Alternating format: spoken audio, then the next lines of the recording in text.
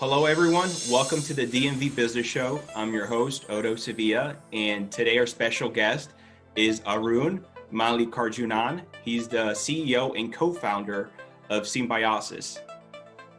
Welcome to the show, Arun. Thank you. Oh, thank you. Thank you for having me on. Of course. So as I mentioned offline before we started hitting record, I like to get the audience to get to know you as a person a little bit more before we jump into all the business and juicy stuff. Are you from around the DC, Maryland, Northern Virginia area? No, I'm originally from India. I grew up there. I'm from Chennai, to be specific.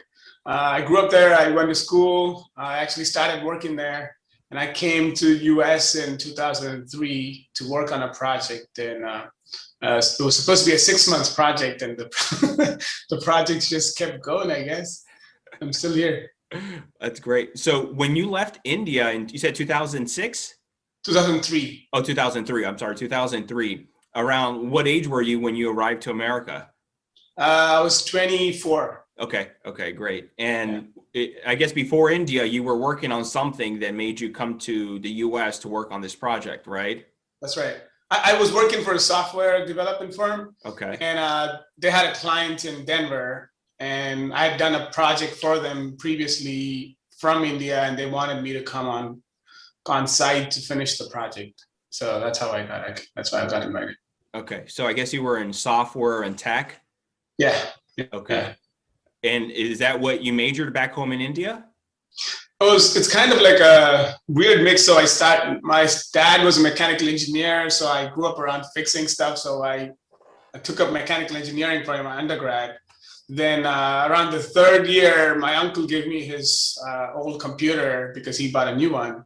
And I started tinkering with it. And I was like, oh, this is cooler. And I don't have to get my hands dirty. So I started liking computers more and more. And now I knew a little bit of programming from high school. So then I said, okay, let me do my master's in IT. And it was just coincidental that, to me at least, that the IT was like a big deal at that time. It was really booming. So I landed a job as soon as I finished my master's. Great field to go into. Yeah, that was definitely the right choice at the time. Yeah. So I guess growing up as a child back in India, Arun, tech, or as far as tech, were you thinking about that back then, or what were you into? No, I mean, I like solving problems, and I think computers didn't become popular until I was in 10th grade or something. I think so. I didn't know anything. I mean, I would have to go to my uncle's house to even use a computer, and mostly I played games. I don't know if you heard of Road Rash, and so that was one of the popular games, and so I used to play that all the time. And but I didn't get into it until my third year of my mechanical engineering. Okay, I see. So then you received your master's there, and then you started working from someone, and then that's what brought you here? Yeah, that's exactly. Okay. I came in as a consultant, working for a storage tech. It's like a big storage company. And you went to Denver, right? Yeah. Okay. I was there for a year and a half there before I came over to DC area. I'm sure coming to Denver from India, it's especially just the weather alone was a big shock. No kidding. So I did not know what cold feels like. The coldest Chennai ever goes to is like 70, maybe 60 at the most. So I landed here with a raincoat. So because I thought that's what you wear when you got cold. So I come here and it's like, what is all this happening to my body? It was just funny. But I love Denver. It's such a beautiful city. Yeah, I hear great things about Denver. Do you remember what month you came to Denver? January. Oh January my gosh, 11th. wow. Yeah, never seen snow in my life. I was like, okay, this is a new feeling that I'll have to get used to. Okay. So you said you were with that company as a consultant, as a consultant for about a year and a half, right? Yeah. And then, I'm sorry, go ahead. And then? And I was going to say, and then what happened afterwards? So there's something called a work visa. It's called H-1B. That's what we come on. And that I was supposed to go back to India after the project ended. But the project ended a year after I came here, and I decided I wanted to stay a little longer. And you're allowed to stay up to 6 years on that visa. And I just found another opportunity to work for, and that's what led me to come to DC. So I found a startup that wanted consultant. I joined as a consultant, And then I converted to a full-time position in that startup. Okay. Was it, as far as similar role, always sort of in like the tech or software, Yeah. So I stayed with that company for a while. So my career choice is kind of, it's very, what do you call that? Gradually leading to where I am now. Mm-hmm. So I always liked working in small teams. So whenever I switch jobs, and I can see now as I'm talking to you that I just kept picking smaller and smaller and smaller companies to go with. And eventually that led me to Next Generation Broadband, which was based in DC. And I was always a developer, like building products, etc., solving problems, coming up with new product ideas, etc. And around 2012, as we were all brainstorming at Next Generation Broadband, and we call them NGB, we were brainstorming what next to do. I pitched an idea. I say, hey, what if we build like a Facebook for TV, where essentially you can find out what you want to watch based on what your friends are watching at the moment, what they like, what they dislike. And that idea got traction. So everybody pitched in different ideas. We picked two of them, and then a team went in to build the other idea. Then me and Next Generation Broadband's co-founder, we joined together to build this product out. We call it co-viewing kind of. Okay. So basically, within a company, you almost started your own company, right? Yeah. And I had no idea what I was doing at the time, in the sense that I knew that there was a market for it, there was a need for it, but I had no idea about entrepreneurship and the journey that involves. And like I just learned so much with my co-founder at that time. So you co-view it, you said, so it's sort of like Facebook, but you're watching videos and then you're able to see what your friends like? Yeah. So like, for example, our platform will sit, my partner's still running the company, and we have like demos. The app is on Android, App Store, etc.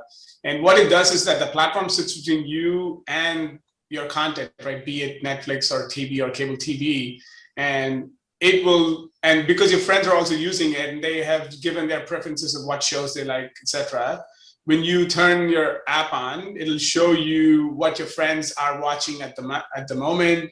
And if nobody's watching, it'll also show you what are the general popular likes and dislikes from your friends group. And it allows you to watch with them together, so that you guys can share an experience of watching your favorite shows together. And it'll work really well with sports shows, etc. And this was before, and then part of this was that I had like the idea for Amazon Prime's X-Ray. So that was a feature that we had in mind, but we never got to it. But those were all part of this whole ecosystem that was supposed to be. That's interesting. It's still there. Yeah. So then, but that would require for your friends to also download that app, right? That's right. It's just like you are having a Facebook app and I have a Facebook app. It's kind of similar concept. Okay. So how was that experience? That was sort of your first role there as an entrepreneur. Oh, it was completely transforming because it was just me and my co-founder at the time.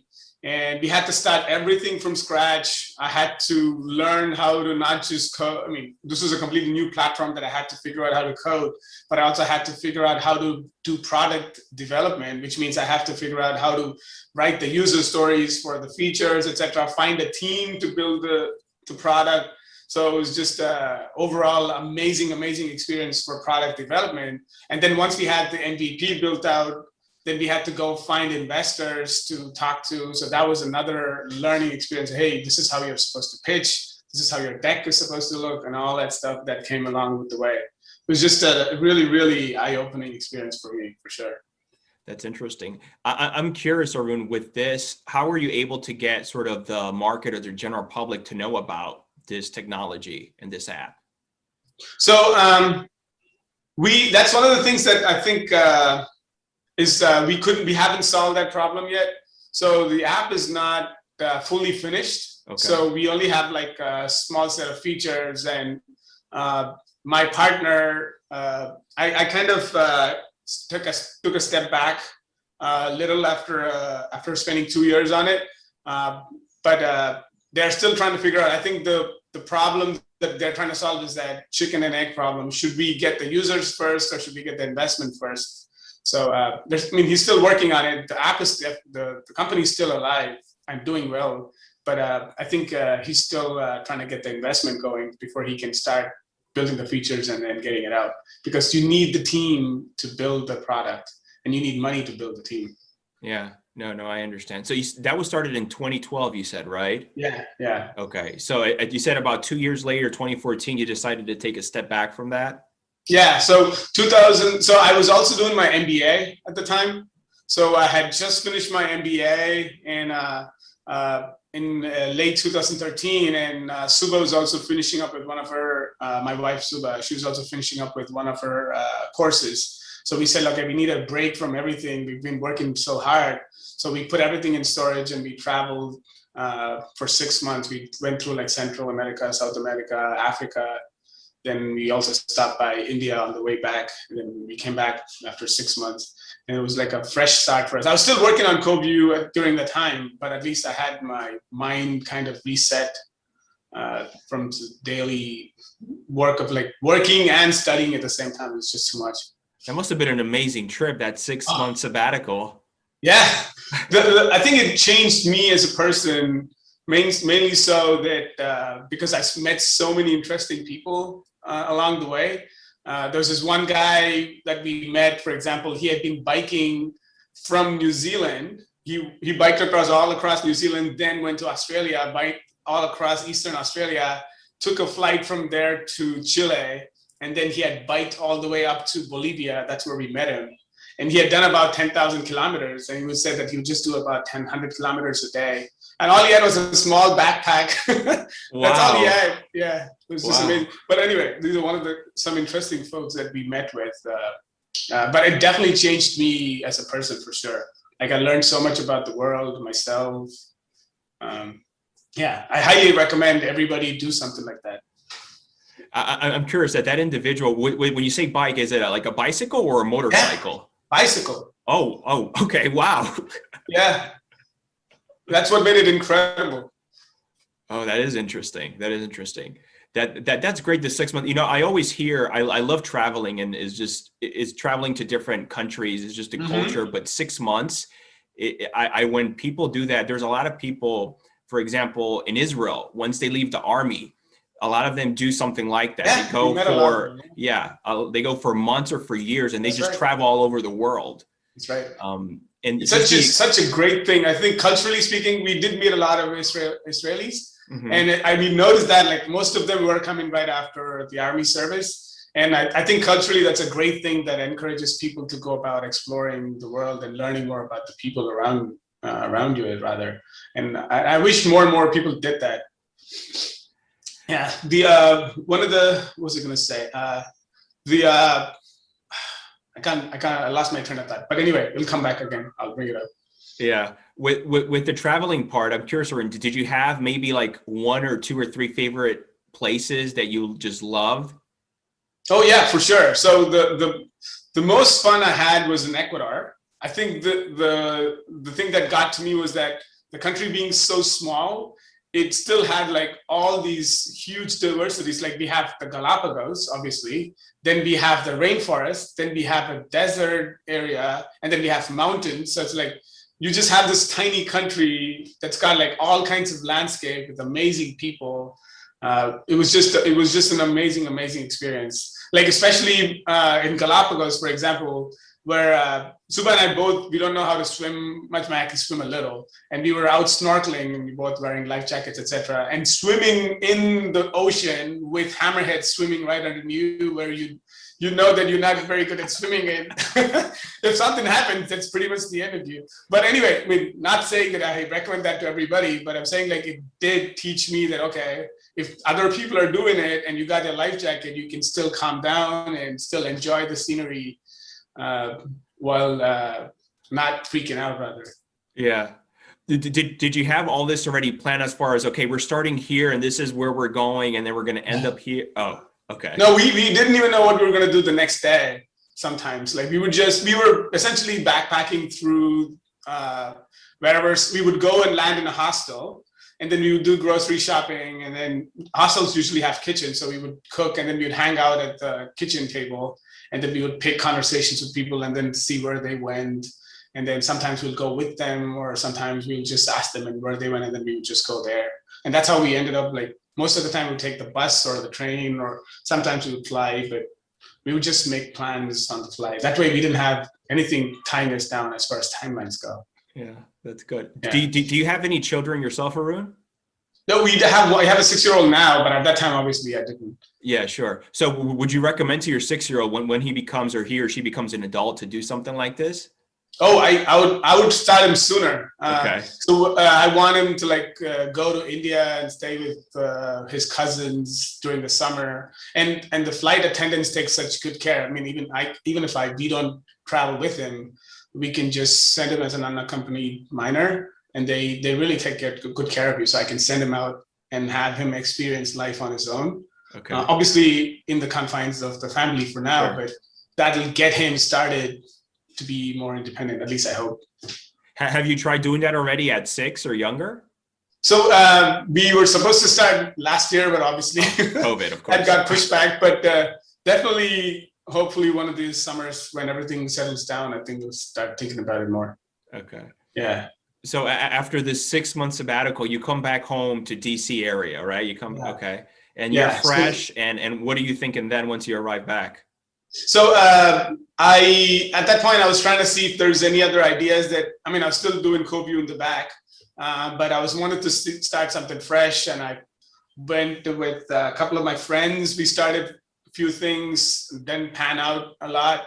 Then I just found a job at that point. So, and Drew was also born, so I needed to kind of step back a little. So I just found a job with Amtrak. So I worked with Amtrak from 2014 until last year. Okay.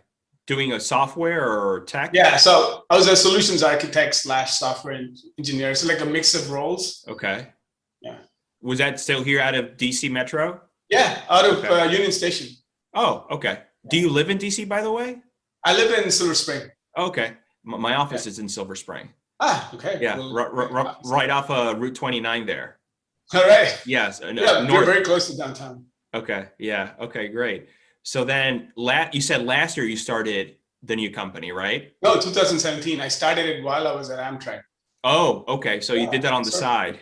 Yeah. So that's what was hired in the beginning, because I had to keep my full-time job, because until this company found success, I didn't want to risk the monthly paycheck. And the unique thing about Symbiosis from a family perspective is that Subha was also starting her practice. So she quit her job as a PT, and then she started her practice. So, and then the whole idea for Symbiosis, if I can step back for a second, the whole idea for Symbiosis came about because Subha wanted to start her practice, and she almost gave up the idea after learning how much work there is involved in getting your practice started, and for which unfortunately she was not prepared for, right? Both mentally and through experience. Nobody taught her at school how to run a clinic. Nobody taught her that this is how you're supposed. These are the problems that are going to come. These are the things, how many hours you're going to work, etc. And she didn't have the interest. The second part, right? She didn't want to be doing all that. She wanted to run her clinic, but she did not want to be dealing with the hassles of the operations. So she came to me when she talked to her colleague who had started his own practice, and he said that the first 2 years are a nightmare. And that led us to this aha moment, like, what if somebody does that for you? And because that company is doing that for every other clinic, they're going to be able to pass on the economies of scale to you and make one, it'll be cheaper, and two, your workflow will also be more efficient because they're kind of using the same workflow across many clinics. And lastly, because you're going to be operating your practice in a space that has many other clinics that are complementary to what you do. So a PT, an OT, a speech therapist, a psychologist, all of these folks operating their own clinic, but then can refer patients to each other. So it's a win-win every which way you can think of. So that's what Symbiosis is about. And back to my original point. So the unique thing was, because Subha was also starting fresh, so our revenue, our family's monthly income would have hit a tank really if I had quit my job. So I had to manage the job and run this at the same time. So Subha took up the responsibility initially, getting this up and running. And slowly, as we started getting more and more busy, then I could take my time off Amtrak and then do this full time. So Subha, once she found out all this needed to just open up her own practice, she decided to step back and then do Symbiosis, and then you went this route instead.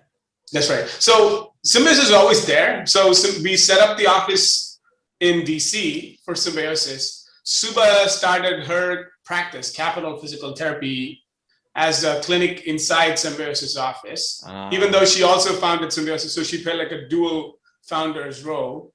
But then as Symbiosis started getting busier, as we started getting more practices into the space and into the community, Subha started focusing only on Capital Physical Therapy, and I started taking over Symbiosis' operations. This is interesting. So Symbiosis, Arun, basically you're taking a large space and then you're dividing it into different offices. What's the setup? Yeah, that's exactly right. So that's how we make it, and we empower healthcare providers to start their own practice, right? It's essentially, you can boil it down to practice in a box. So let's say you are a healthcare provider, you're an internist, and you want to start your own practice, right? You're working for somebody and you don't want to quit your job. If there was no Symbiosis, what you would do is you would say, hey, I'm going to do this part-time, but then you'll still have to sign the lease. You'll have to figure everything out on your own, hope that it succeeds. And when it succeeds, then you quit your day job and then do this full time. Mm-hmm. So with Symbiosis, we tell you like, hey, you can still keep your day job for now. Come to us. We'll give you like hourly, part-time, full-time spaces, along with all the operational support that you need, like a website, front desk to schedule your patients, SEO, digital marketing, back office to help you manage your revenue cycle management, then the billing team who's going to credential you with the insurance, bill the insurance on your clinic's behalf. So anything that you can think of that you want from your clinic's perspective, operationally, we take care of. Software, I forgot the software part also. So this is the original premise for Symbiosis. But what ended up happening over the last year is that we started getting really busy just before COVID. All our clients were doing really well, and we were getting really busy. And we were using all these different practice management softwares to manage each of these different kinds of practices.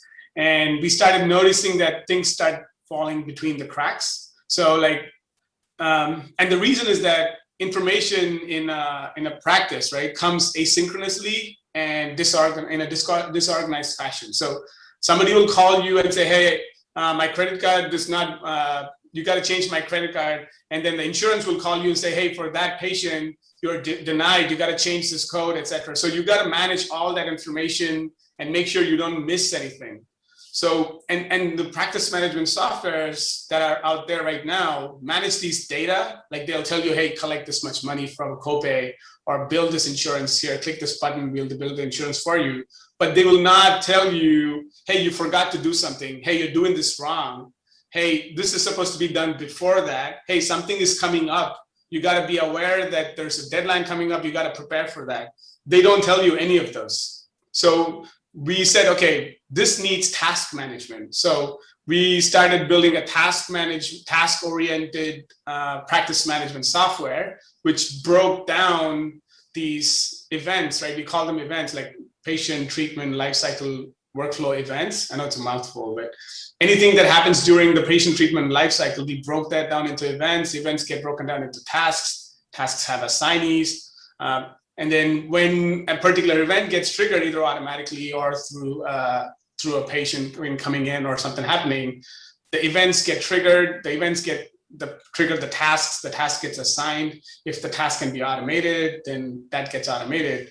And the whole point being that over the last year, we realized that there is a value to the software that we're building more than the services, just the services. So we said, okay, if we can be the nexus of the patient, the practices, the services, and the service providers using our software, we have something really, really good going on here. So that led us to pivot over the end of, January, that, hey, we're now a software company where we're going to work with medical office building owners to provide the space. We're going to work with the billings company to provide the billing. We're going to work with the digital marketing company to provide the digital marketing. And all of these services will be white labeled. So our software essentially brings all of them together. The practice comes in, they get one login, which does everything for them. They just go treat patients, go home, the money comes into the bank. So this is great, Arun. I love this. Yeah, I know it was a long-winded answer to what you're saying, but I wanted to paint a picture. Yeah, no, definitely. It was helpful. So now then, whether you're PT, any type of medical practitioner can use this software? Yes. So the software right now, the software is not fully built, and we're trying to raise capital to that effect to build out the software. But we're already using the software with 5 of our partner practices. So right now, the way we are writing the software is that it exists alongside existing practice management software. So we pull the data from the software and then feed it into our platform, and then we run our own task-based workflow through that. But going forward, as we raise money and then finish development, there would be no other software that will be used. It'll just be us. Okay. And the idea is then this software would be available to any medical healthcare practice? So eventually, yes. Initially, we're going to build up the brand by just offering it to our partners who are practicing in our space. Okay. And then as we get bigger and the word gets out about the software and the number of users increases, then we'll feel confident enough to compete against other practice management software. Right now, that market is so crowded that if we enter now, it's going to be hard sell. Okay. We just have to get our brand built up first. Okay, I understand. And your Symbiosis office is in DC, you mentioned? Yes, 1331 H Street. Okay, so just from a patient experience, if you can walk me through, I'm walking into the office, right? And there's a receptionist that is commonly shared with everyone? Yep. Okay. Yeah. So you can either walk in or let's say you call in. Sure. The phone rings and the front desk sees which clinic you're calling from, so they answer accordingly. Okay. And then let's say you want to schedule, then they go log into our software, put your information in, and then that'll trigger an event for the benefits to be verified, etc. Or let's say you walk in after all this is done, you're coming for your first session for getting evaluated for your injury, for example. Mm-hmm. So you would come to the front desk would say, hey, okay, you're coming for which clinic? And then you would say your name, and then she would check you in, and then she would collect your copay, and then she would say, hey, have a seat. Because you would have, the way our software works is that we ask for all the information beforehand. So the forms that need to be filled up, the copay information, all of that is collected beforehand. So when you're coming in, you're not sitting at all. Like at the most, you're sitting for a minute. So you come in, you sit, the doctor comes in and takes you, and then takes you back to the room to get evaluated. And then once you leave, you can either schedule for the next session online or with the front desk. So whatever suits you best. Okay. So each doctor has their own room, or maybe they want more than one room, may have multiple rooms, That's 2, right. 3, or whatever it may be, right? That's right. So one of the interesting things that happened was one of our partner clinics graduated. So they grew so much that they grew too big for us. So they said, oh, we want 3, 4 rooms. I said, that's not a good idea for us to have one practice take up so much of our space. So what ends up happening is that they will move out of the space, but they keep the services. Oh, really? Okay. Yeah. So just the back office part, as far as everything else, they still keep that. They're just located elsewhere now. Yeah. So our services work no matter where you are, but the space, obviously, we don't want one practice taking up like so much of our real estate, rather. Then that kind of reduces the diversity. So they quote unquote graduate. So that leads me to this interesting thing that we discovered is that what we're talking now, as far as partnerships go with service partners, we're also calling real estate itself as a service. So we are working with medical office building owners and pitching to them that, hey, let us bring in these small practices and manage them and help them grow. So you end up making a profit over the rent. So let's say for example, it's 2,000-3,000 square feet, right?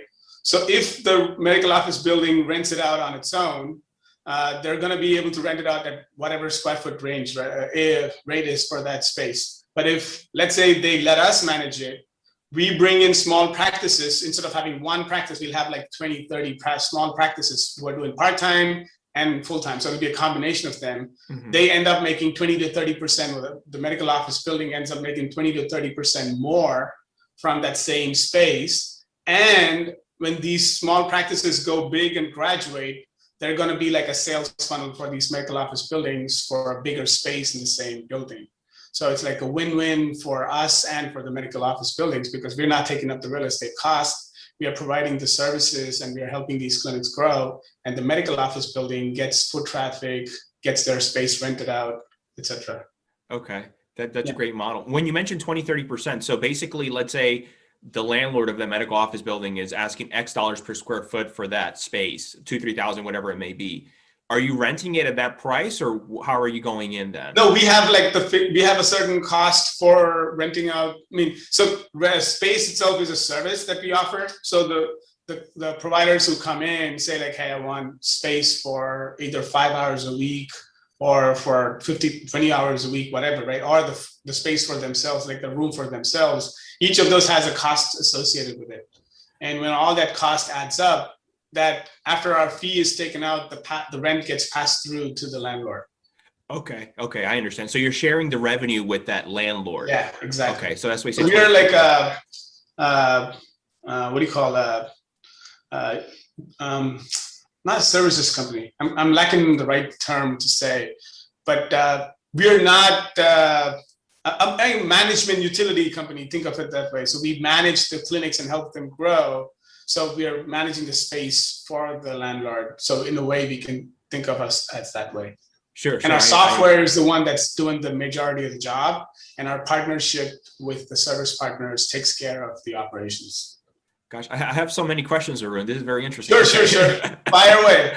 Especially since I'm in the commercial real estate world, and I deal with medical practices all the time. Yeah. Okay. Yeah. So. Well, yeah. Any questions that you have? No. I find this model interesting. It's almost like a combination of salon suites or like a co-working space for office combined, but only for the medical practice. Plus, you handle everything else, be the back of the house. Exactly. Yeah. So we can be thought of as an accelerator, a practice accelerator, where we are getting these clinics started off the ground, help them succeed, help them outgrow the accelerator. So eventually they take up the space, a bigger space in the same building. That's where, as far as the real estate goes. From our perspective, our software enables us to manage all these clinics efficiently. So for example, because it's task-based and most of the task is automated, I only need one front desk person for like 5 or 6 clinics, because most of the stuff gets automated. The front desk is at the most answering phones. The copay and all of that gets collected automatically. The phone registration, patient intake, all that stuff is automatic. The front desk is not dealing with all that. The back office, all they do is they make sure that they look at the dashboard to see who's working on what, whether any tasks are being missed or past due date. The audit helps you with making sure that the copay collection happened properly, or like if a credit card was declined, something like that, or the session was not billed properly. The audit, that's also automatic. That takes care of that part. Then the billing, I mean, each of the service partners do their own job. So we can be very efficient in how we are managing these clinics. And because of the software, that leaves us with very little need for human resources to be on each of the site. We need like at the most one front desk, and then we can share the office manager across different locations also. Arun, from the landlord's perspective of the real estate, if they're renting to you, they're not getting the fixed. Let's say they're asking, I don't know, $40 a square foot, let's say, for this medical space. They're not getting 40. They're only getting a percentage of whatever revenue you bring in. Is that correct? That's right. So we're not renting. So we're not signing a lease. It's going to be like a partnership between us. And okay. I'm curious from your perspective, your business, is it economically better that way, or is it you take on that lease responsibility and you keep everything? So our goal is not to be in the real estate at all. Okay. Our goal is to be focusing only on the software. I understand. The real estate is used to build up the community, build up the brand. So from a company's vision perspective, the real estate is a part of it, but that's not our end goal. Sure. But that said, if we have the cash, I think we might change our model on how we partner. But at this point, because we're so young, I would rather use that cash to be doing software development than putting it towards like real estate. That and makes sense. especially given the fact that the return on investment from the landlord side is such high. So at one point we were able to project like at full capacity, the landlord's going to be making at least 35% more than what they would if they rented out to one clinic for that same square foot. Okay, interesting. And you can show those numbers to the landlord. Yes, of course. That's another thing I was going to ask you. How easy or hard is it as far as presenting this idea to landlords? So we've started working with we're in the initial stages of discussions with a couple of medical office building owners, and I can totally see the value given the current market situation as far as commercial real estate goes. This is a much better attraction, right? So some of them ask like, hey, what about telehealth? Is that a threat? I said, the kinds of practitioners that we target, telehealth, even though it's an option that they have, the patients don't prefer it. Like, for example, in physical therapy, patients want to be seen in person. Chiropractor, patients want to be seen in person. Speech therapy can be a combination. So people still want to be seen at some point, but they can have some sessions telehealth. So there's definitely a need. I'm just quoting 3, but we have like 15 sets of specialties that we generally target. So there's definitely a market. And the fact that private ownership for private clinic ownership dropped from 70 to 30% over the last decade, mainly because of the ability and the capacity problem. But 80% of the providers who are working for somebody want to be starting their own practice. They only don't do it because of these barriers to entry. So I think we can definitely tap that market.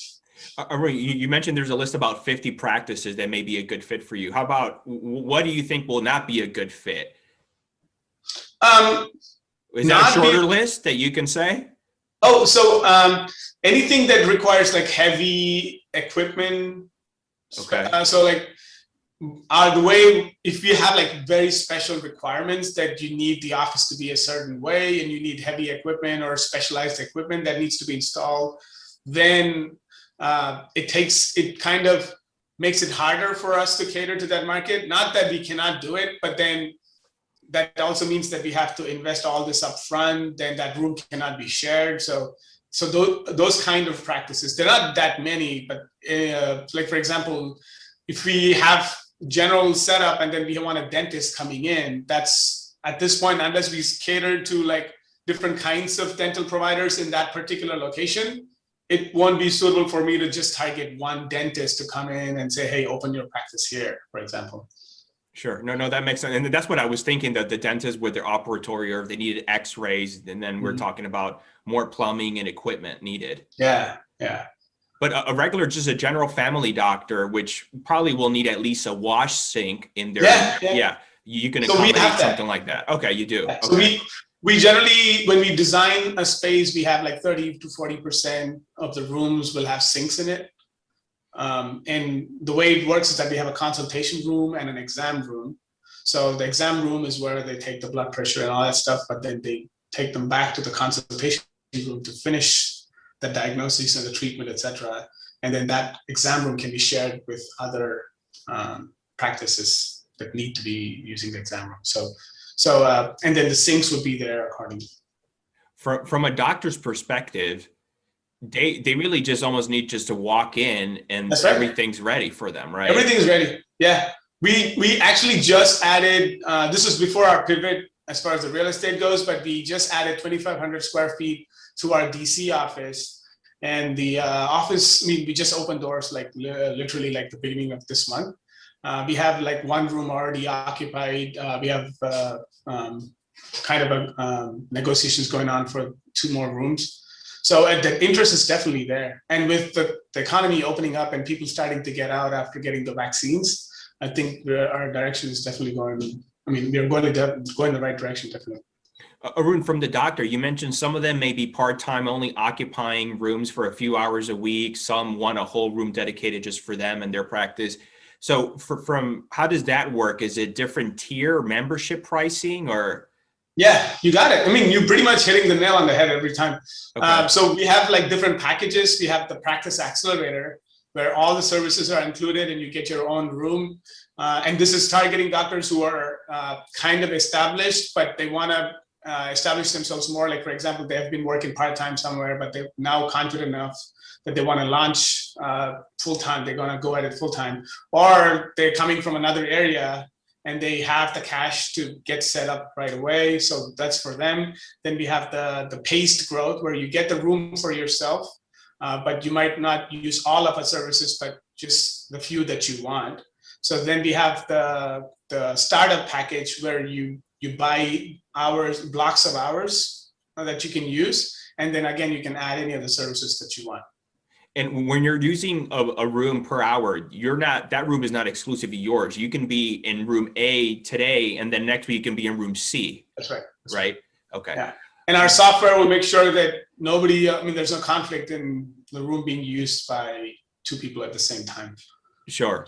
And now with COVID and everything, but anyway, even prior to COVID with medical, I assume that if there's rooms that are commonly shared with other doctors and practitioners, they're being cleaned also by you. Right. Handle all that, right? That's right. Yeah, we've not had a single incident. We've been doing this through COVID, right? We've done it well enough that we've not had a single problem the whole time. This is great. I'm just thinking of a doctor, because I deal with them often. They might be working at a hospital or have a practice here and there, and then they're trying to lease an office, a medical office space, and they're telling me I'm only here maybe 2-3 days a week for a couple of hours, and now they have to lease this space. Yeah, exactly. Yes. But now they have another alternative. That's right. Exactly. Yeah. This is great. Okay. I love this idea, Arun. No, thank you. Well, it's not like we came up with this whole idea right off the bat. It's slowly evolved into where we are now. So that's some of the things that I always tell people, like some of the lessons like I learned over, not just during the travel, but also actually, let me start from the travel, right? Because I think I always tell myself like, hey, I remind myself when I'm feeling down that when I was climbing Kilimanjaro, so we kind of picked this thing that, hey, let's just go climb Kilimanjaro, and we were grossly underprepared. And we chose the 5-day climb package just because, why not? So we get to the base camp, and then our guide, he says that, okay, we're gonna climb at midnight, and we had just finished the climb and got to the base camp at 2 p.m. So we were really, really exhausted, and we walk in 6-7 days every day. So we get to the base camp, we are resting, and it's really cold. So we're a lot like freezing and tired. And then 11:30 comes, 12:30 comes, we're tired, we're sleeping, and he wakes us up like, hey, it's ready to go. And our feet are frozen because I stupidly took my shoes off before going into the tent. So anyway, we start walking, and it's pitch dark. I have no idea where I'm going. I have this small, tiny flashlight in front of me. And I look up, and I see these tiny dots moving. So I know there's a huge amount of climb left. And we're supposed to walk for 7-8 hours, I think. And anyway, so every few minutes, I started asking the guy, like, yeah, are we there yet? Are we there yet? And at some point, he got annoyed. And then I began thinking, and then I realized is that, hey, if I just keep putting one step in front of the other, and if I keep doing that, there's no reason why I won't reach the top. And once I realized that, I was talking to Subha, also we both were exhausted, and we talked to each other like, hey, all you have to focus is on just the next step and nothing more. If we keep doing that, it's going to happen. And you know what? It had to happen. We had a beautiful, beautiful viewing at the top. It was just amazing. And it all happened because we just took the next step, So that was one that I really, really tell myself again and again. The second thing is perseverance. So when I started Symbiosis, it was just Subha's clinic that was our first client.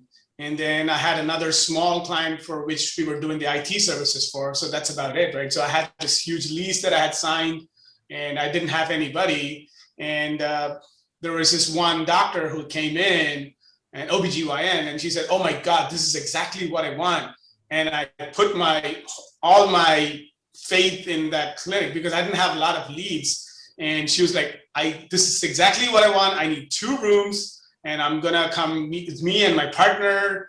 I'll sign it on Tuesday, and I go home on Friday like, oh my God, this is good. Somebody's believing me. And she never responded back. And I asked her, and she said, sorry, it doesn't work for us. And I fell into like a 2-week of depression because I was like, oh, why did she say it? Am I not doing the right thing? This is the right idea? Am I worth it, etc. And Subha, I mean, we speak to each other all the time, and she made me realize is that the problem is not that she said no. The problem is that you only heard one person, and that person said no. If you just keep finding people, and then there are more people coming to you, one no is not gonna deter you. It's just gonna say, okay, if you said no, that's okay. I'm gonna move on to the next person. So if I persevere past this and then say, keep trying again and again, and there's no reason why it would not work because we know the idea is good. It's more about us realizing that we gotta get the word out for people to know that we exist so they can come and work with us, So these are the things that startups, when you start a company, you don't really know that things are not gonna work the first time. You gotta keep trying again and again. I think it'll help a lot of people get through that phase of initial hurdles and yeah. So anyway. Definitely. Thank you for sharing those stories, Arun. And you brought up a great point as far as getting known out there in the marketplace and the leads. Now going through that experience, how are you currently finding doctors or possible leads? It's a mix of direct and indirect marketing. So we have a really, really good digital marketing team. Mm-hmm. So it's a mix of SEO and Google, Facebook ads, etc., YouTube ads. So and the podcast that's gonna hopefully get popular over time. So SEO and the podcast are long-term strategies. The direct marketing and the digital marketing are like short-term strategies. So it's a mix of all these and getting the word out to like direct marketing, for example, getting into these associations, chapters, career centers. So that gets the word out to these residences who are graduating.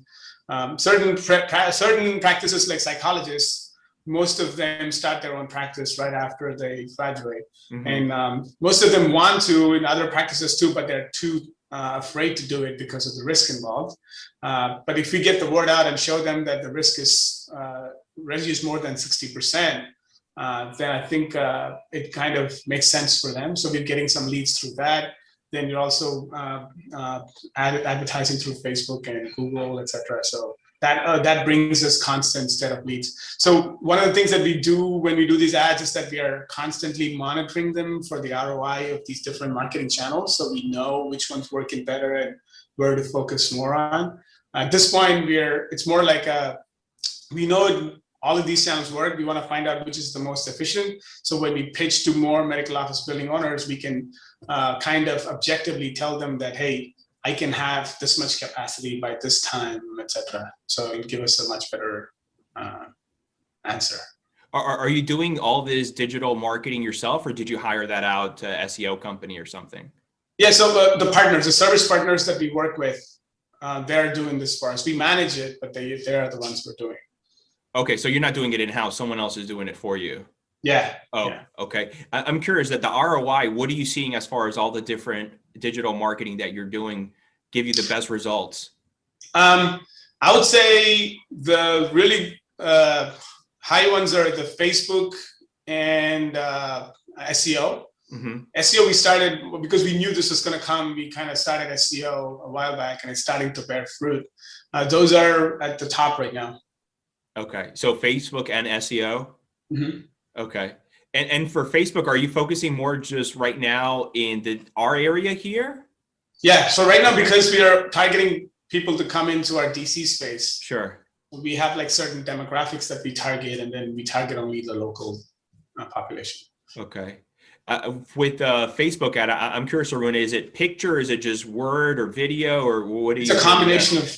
Oh, you're trying. Okay, so you have different ads going on at the same time. Okay. Yeah. That's good. Yeah. What would you say now, Arun, that motivates you and drives you? It's a really hard question to answer. Trying to think. I think maybe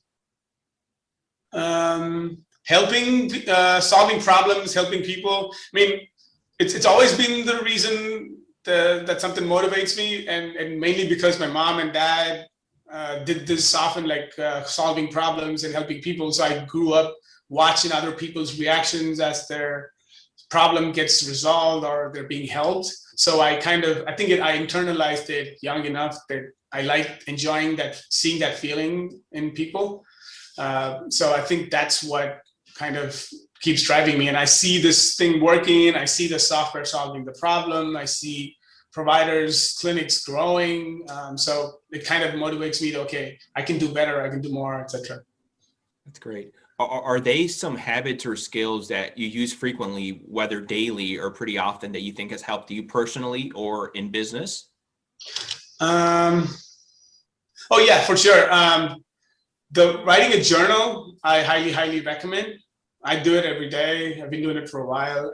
It kind of, you sit down at the end of the day, you only take like 5-10 minutes. You just write what happened during the day, what went in your mind as you experienced that during the day, and then you kind of write like what you could have done better or what you should be doing next time. So it kind of helps you reset, so that the next time it happens, you do this often enough. It's not like the first time you write it, you're not going to do that the next time, but at least over time you kind of stop making the same mistake again and again. So that's one thing I highly recommend. So is journaling at the end of the day at night, as far as how your day went and how you can improve? Yeah. Okay. All right. Great. That's a good idea. I hear that, especially some people do it in the morning too.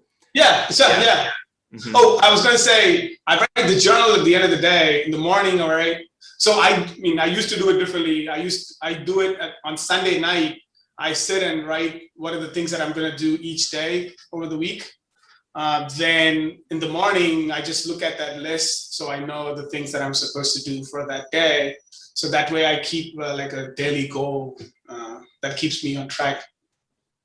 Okay, that's great. What would you say is your biggest challenge right now with your role at Symbiosis?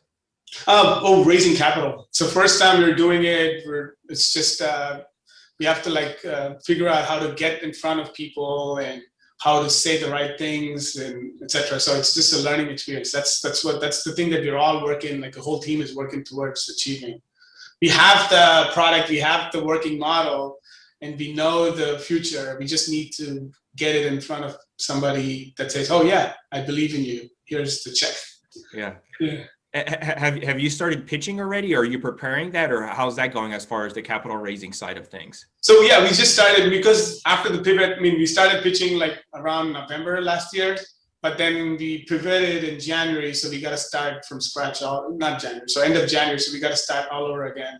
So it's a long process, and I didn't know this at the time, but after talking to so many people, I realized that it's not like a 1 month or 2 month thing. It's like a long haul. You gotta keep at it, just like the startup itself. Like, it's gonna happen, but you just can't give up. You just have to keep going. What's the goal that you have for the raising of the capital?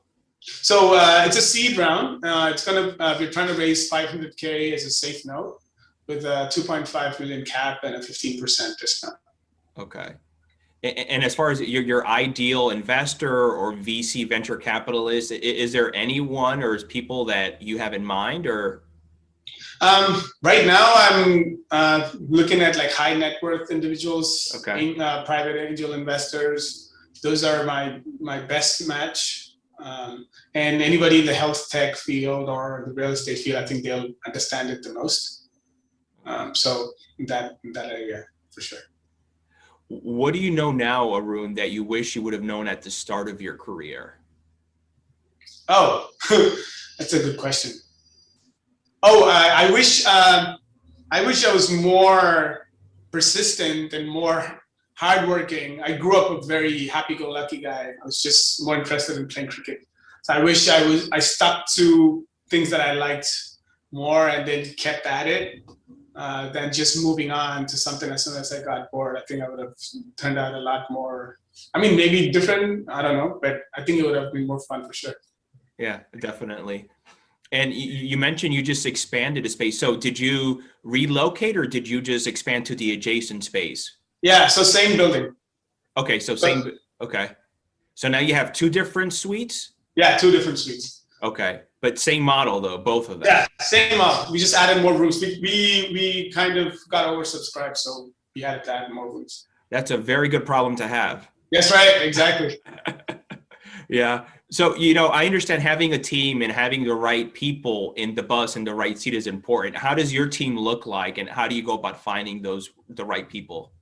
I really have to say I'm very proud of my team. It's a really, really good team. Each one is really good at what they do.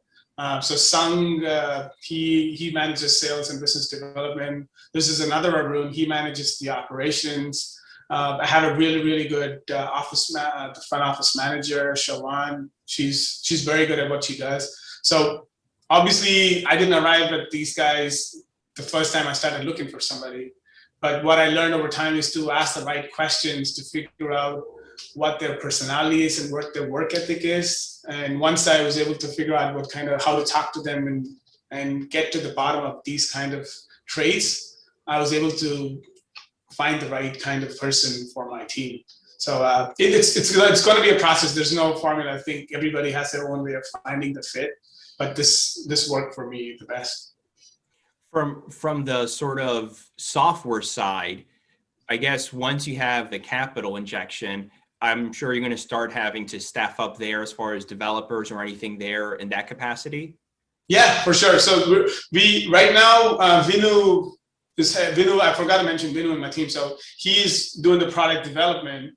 Right now it's just him, and we have a couple of interns working. But the capital raise is going to help us accelerate the product development for sure. Sure. Is your team, are they sort of remotely or are they out of a central area? No, so Arun, Sung, and I, we are part of the core team. So we come in, Arun and I come in twice a week. Sung is there every day. He pretty much runs the show as far as the daily management goes. Vinu works remotely. He works from another state, and everybody and Shawan obviously is the front office manager, so she comes in every day also, and the rest of the team is remote. Okay, great. Well, yeah. What does the future look like, Arun? What is the next 5 years or so? What's the vision? I think we'll have like at least anywhere between 5 and 10 locations at least in this region. Sure. Then, if not more, it depends on what the world entails. They can have another COVID or something. But so that's going to happen, and then we're going to be able to launch the software platform to be accessible to the general public also. So we will have like many different streams of revenue, not just from the space, but also from the software license from outside the space. That's great.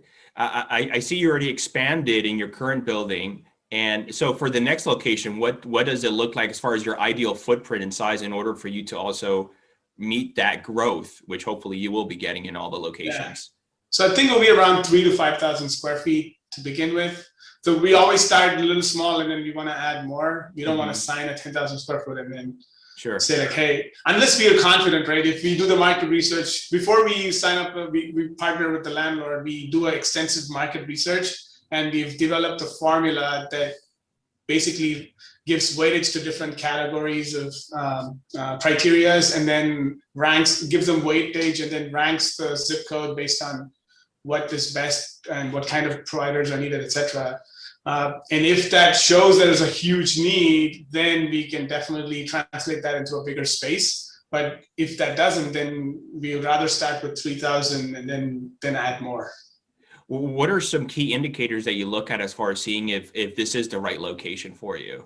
Well, I mean, that's the secret sauce, so I cannot okay. discuss that in detail, but just believe me when I say it, we have about 20 criteria that we look at and then rank them, etc. Okay, great. Arun, last question. What do you like to do for fun in your free time? Oh, I play badminton, I run, I bike. So essentially stay outdoors after working indoors all day. That's good. Very active. Yeah. Well, I have to, I think, just keeps my mind a little fresh. You know, I feel the same way. I try to work out every day in the morning, and that's almost my own therapy. That's right. Exactly. Yeah. How do you recommend it? I recommend it to everyone. It's my own therapy, and the rare occasions when I don't do it, I feel so bad. I just feel that's a great way to start my day personally. So I completely understand. Yeah. I know that we didn't come across it. It's just like when we do something and see that it works, then we do it more and more. And it's pretty obvious that if a lot of people are saying that, then working out is definitely the way to be. Like it just keeps your mind and body healthy. Yeah. Arun, if people want to find out more about you and your company, where can they go and reach out and get some more information? Sure. You can reach me at arun@joinsymbiosis.com. It's JOINSYMBIOSIS.com. And our website is joinsymbiosis.com. So those are two places where you guys can find more information or reach me. Fantastic. Arun, thank you so much for coming on the show. Yeah, of course. It was a pleasure. It was a pleasure too. Had a great time. Yeah, same here. Thanks.